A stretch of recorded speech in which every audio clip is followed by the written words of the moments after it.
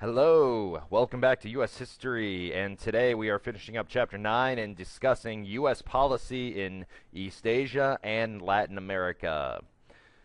Here are your 6 learning targets. We will examine the causes of the Philippine insurrection and the consequences of such. We'll analyze the effects of the open door policy on the United States. We will describe how the U.S. dealt with the rising power of Japan. Then we'll switch our focus to the Caribbean and we'll describe what happened to Cuba and Puerto Rico after the Spanish-American War. We will analyze the effects of Roosevelt's big stick diplomacy and find out what that means. And we will compare Wilson's moral diplomacy with that of his predecessors. And so let's go ahead and get started. It's really not as much as it seems. So after the United States wins the Spanish-American War and signs the Treaty of Paris, the U.S. gains the Philippines from Spain for $20 million.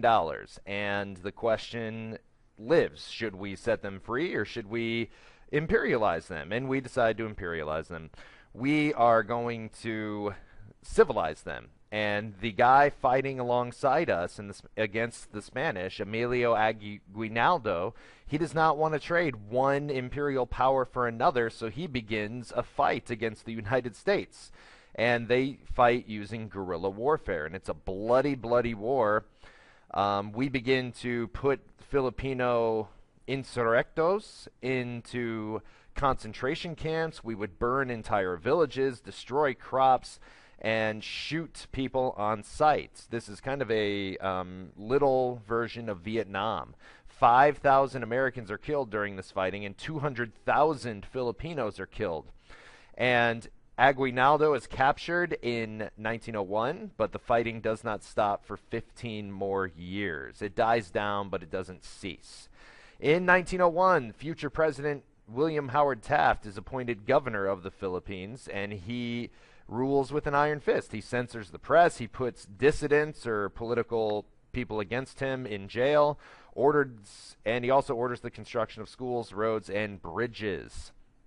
And in 1916, Congress decides to pass the Jones Act, which pledges that the Philippines will eventually gain their independence, and they do right after World War II.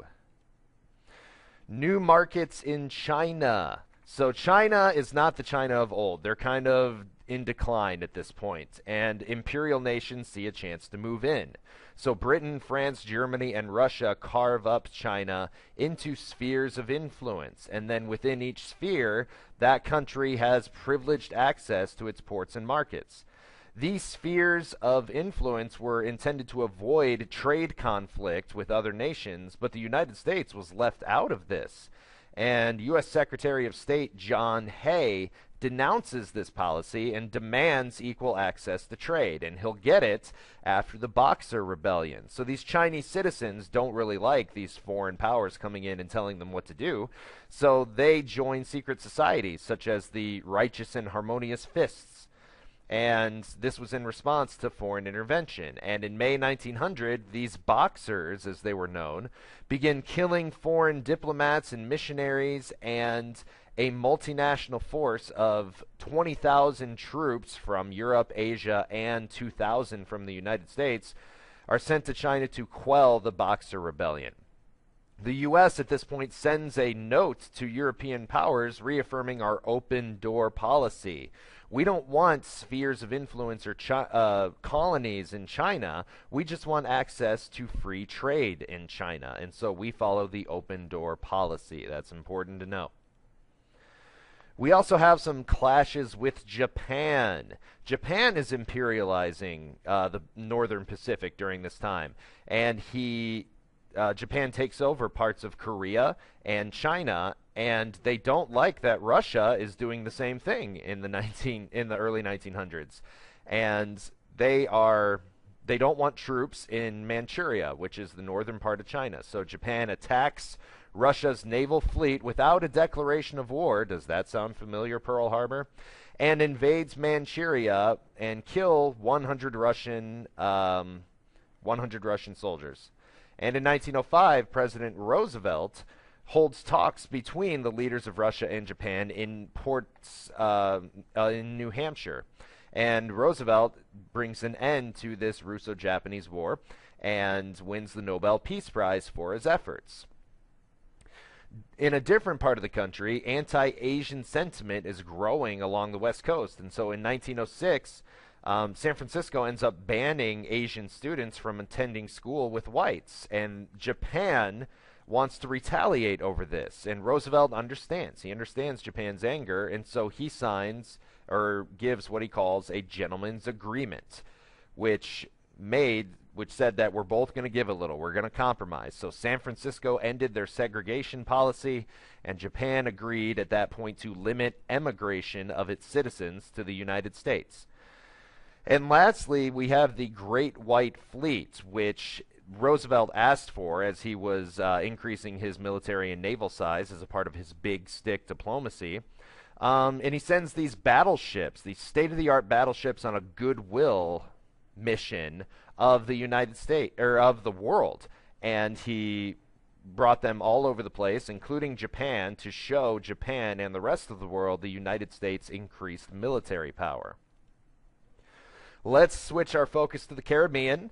And in the Caribbean, remember, the Treaty of Paris says that the U.S. gets control over Cuba and Puerto Rico.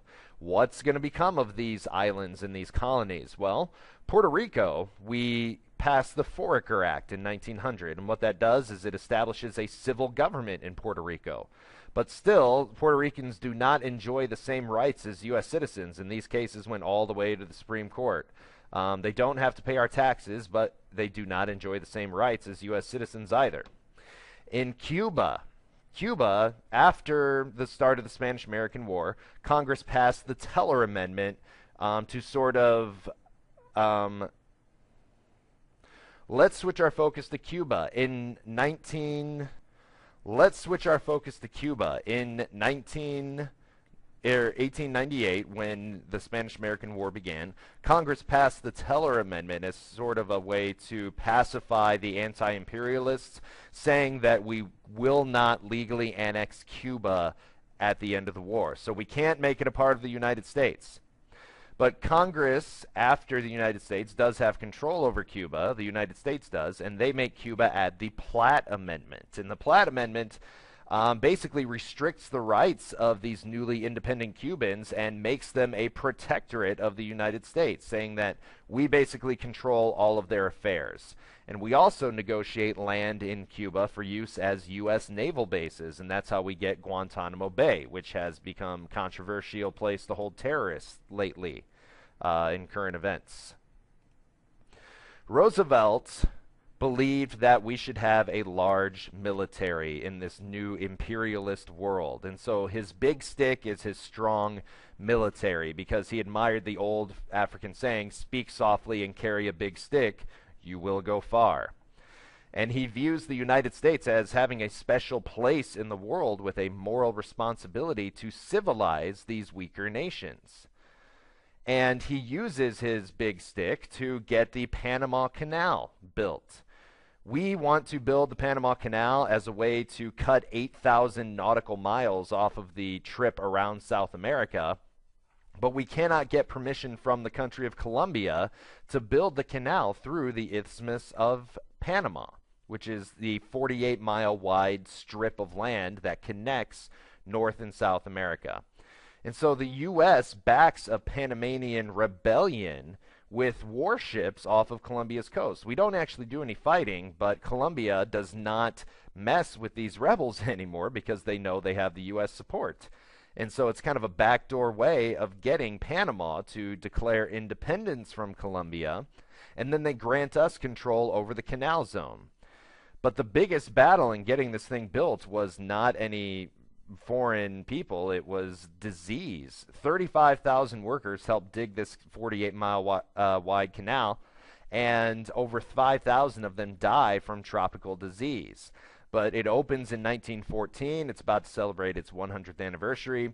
The U.S. gives $10 million to Panama for allowing us to build it there, and $250,000 annual rent until 1999, when now it is controlled by Panama only, not the United States.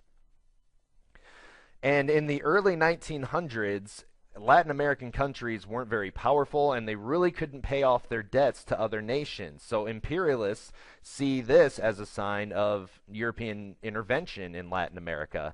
And Roosevelt, at this point, issues what's called the Roosevelt Corollary, which basically updates the Monroe Doctrine. It says, Europe doesn't have to get involved. We will be the police power in Latin America, so other countries don't have to intervene. And Latin America doesn't really like this. It's kind of making them subordinate in their own power, but it reasserts America's long-standing policy that Europe will not get involved in the Western Hemisphere.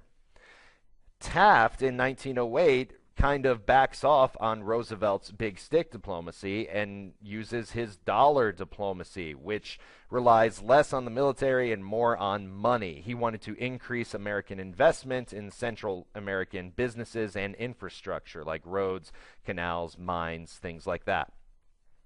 And then after Taft's one-term presidency, Wilson, an anti-imperialist, changes it to the moral diplomacy. And he does not want to seek any additional land. He doesn't want to take over any more countries or islands. He works to promote human rights, national integrity, and opportunity with Latin America. So you can see how that's a lot different from how Roosevelt was viewing Latin America. Wilson views them as a partner and not a subordinate. And lastly, in Mexico, just south of our border, they get a new president. Carranza assumes leadership in Mexico, and there are people who do not like that, and so anti-Carranza forces are organized by a man by the name of Francisco Pancho Villa, is what he's known as. And in 1916, after we do not support Pancho Villa anymore, he raids a border town in New Mexico called Columbus and kills 18 Americans. And at that point, President Wilson dispatches General John J. Pershing of the U.S. military and 10,000 troops to hunt down and kill this one man. A lot of people historians compare the search for Osama bin Laden to the search for Pancho Villa, not being able to find him.